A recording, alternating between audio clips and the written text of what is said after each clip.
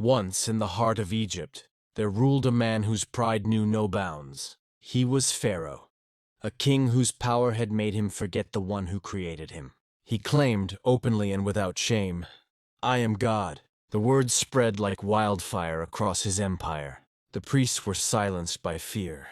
The people bowed under oppression, and the slaves trembled, beaten and weary from toil.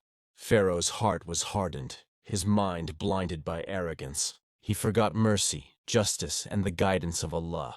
He considered himself immortal, the sole master of life and death. But Allah's decree cannot be defied. Even as Pharaoh slept in his palaces of gold, the heavens were awake, and the earth whispered of a future that would humble him. A prophecy had been revealed, that a child of the Israelites would rise, one who would free his people and bring down Pharaoh's tyranny. Fear disguised as fury filled Pharaoh's heart. He commanded that every newborn Israelite boy be killed, so that no sign of this prophecy could survive. The cries of mothers rose higher than the walls of the palace. Yet one woman, faithful to Allah, refused to surrender. She took her newborn son, wrapped him in cloth, and placed him upon the waters of the Nile, trusting in Allah's protection. The river, carrying the secret of destiny, began its silent journey, and in that small basket floated a child whose life would one day challenge the mightiest empire on earth. Thus began the story of faith against tyranny, truth against arrogance, and the one who is all-powerful against the one who dared claim divinity.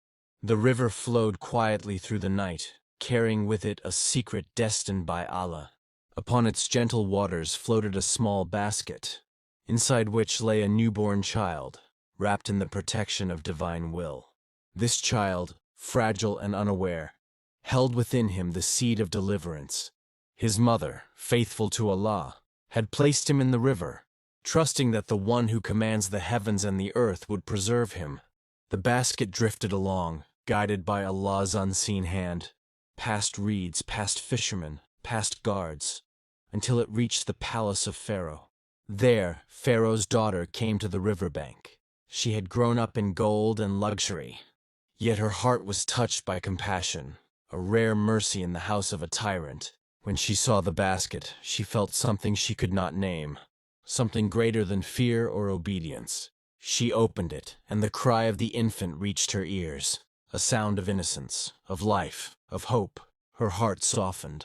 She knew her father's decree, that all Israelite boys were to be killed.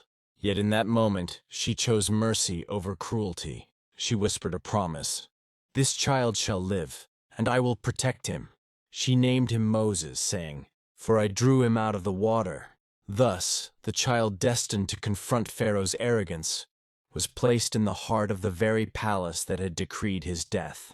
Moses grew under the protection of Allah, even among those who would have destroyed him. The river had carried him, but it was Allah who had saved him. And so the story of a prophet began, a story where faith would stand against tyranny, and the one true God would guide his servant to fulfill his promise. Moses grew in the palace of Pharaoh, dressed in silk and gold, educated in the wisdom of kings, taught the arts of war, administration, and knowledge. He was respected, admired, and considered a prince of Egypt. Yet in his heart, a quiet unrest began to stir. Though he walked among luxury and power, he could not ignore the cries of the oppressed, the weariness of the Israelites, enslaved under the tyranny of Pharaoh. He watched the Israelites labor under the scorching sun, their backs scarred by whips, their faces pale from suffering. Each act of cruelty pierced his soul. He was raised among Pharaoh's people, yet his spirit belonged to Allah and to justice. One day he saw a cruel act, an Egyptian striking an Israelite slave with a whip, the blows falling heavier than the stones of the palace. Moses' anger rose like a river breaking its banks. He intervened, striking the oppressor, and the man fell, never to rise again. The sound of guilt followed him like a shadow. He knew he had acted injustice, yet he feared the consequences of his deed. The palace, once a place of safety and comfort, became a prison of conscience. Moses realized then that he could not remain in Egypt, not while tyranny and injustice reigned. He was torn between his identity as a prince and his responsibility to Allah and his people. By Allah's will, he fled into the desert, leaving behind the palaces, the wealth, and the false security of the throne. There, in the wilderness, his soul began a journey of reflection, patience, and preparation, a journey that would lead him to the path of prophecy. Though young, Moses' heart had already chosen the path of truth, and Allah had already chosen him for a greater mission, to confront Pharaoh, free his people, and show the world that power belongs to Allah alone. Moses wandered in the desert, far from the palaces of Egypt, his feet scorched by the sands, his heart heavy with the weight of exile. He had left behind wealth and comfort, yet he had gained a clarity no palace could teach. In the vast silence of the wilderness, he learned patience, humility, and reliance upon Allah. He found refuge among the people of Midian, welcomed by the pious prophet Shu'aib. There, he married Zipporah and became a shepherd, tending flocks across barren hills and lonely valleys. For years he lived quietly, yet Allah's plan had not forgotten him. One day, upon the slopes of Mount Sinai, Moses saw a sight that stopped his heart. A bush burned with flames, yet it was not consumed. Curiosity drew him closer, and as he approached, a voice called his name soft, commanding, eternal. "Moses! Moses!" The voice was from Allah himself. It commanded him to remove his sandals, for he stood upon holy ground. It revealed the mission for which Moses had been chosen, to return to Egypt to confront Pharaoh, and to call his people to freedom in the name of Allah. Moses trembled, overwhelmed by fear.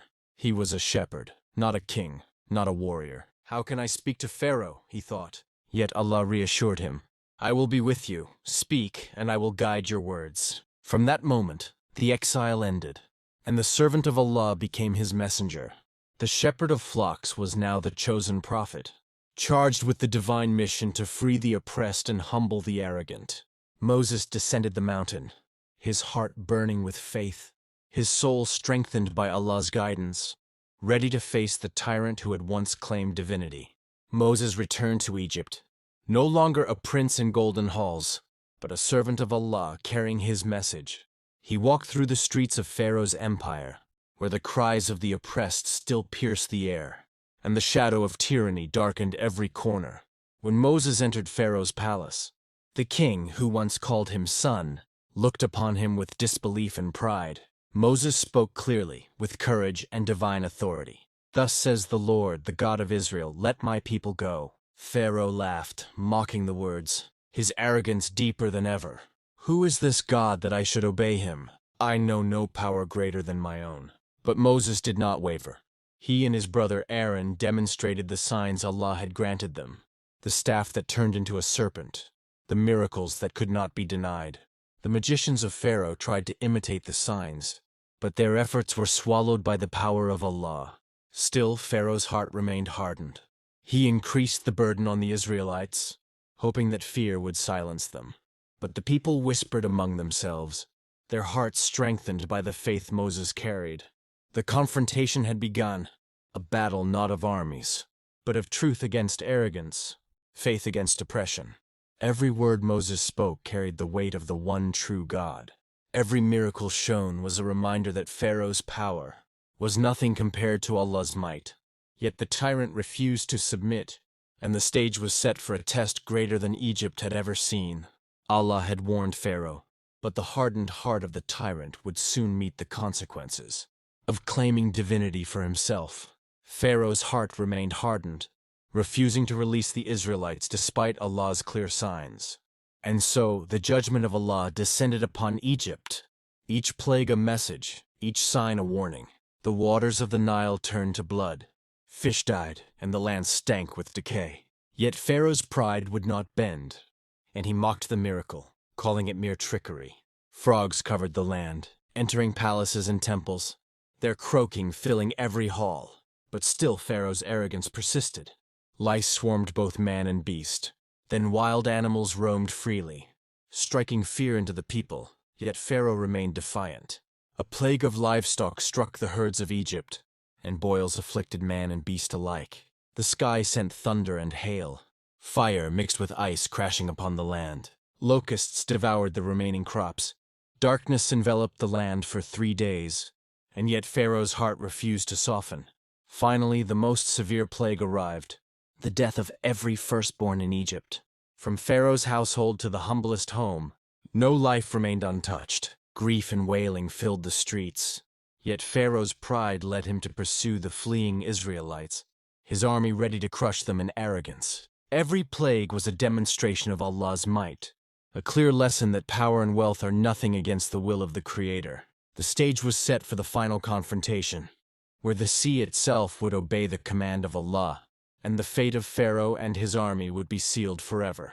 The Israelites fled Egypt, their hearts heavy with hope and fear, as Pharaoh's army thundered behind them, their chariots like the storm itself. At the edge of the sea, the people trembled, trapped between the waters and the approaching army. Moses raised his staff, his faith in Allah unwavering. By the command of Allah, the sea parted. Walls of water rose on either side, creating a path of safety upon the dry seabed. The Israelites crossed, their hearts full of awe and trust in the one who had delivered them. Behind them, Pharaoh and his army pursued, their arrogance blinding them to the miracles before their eyes. When the last of the Israelites,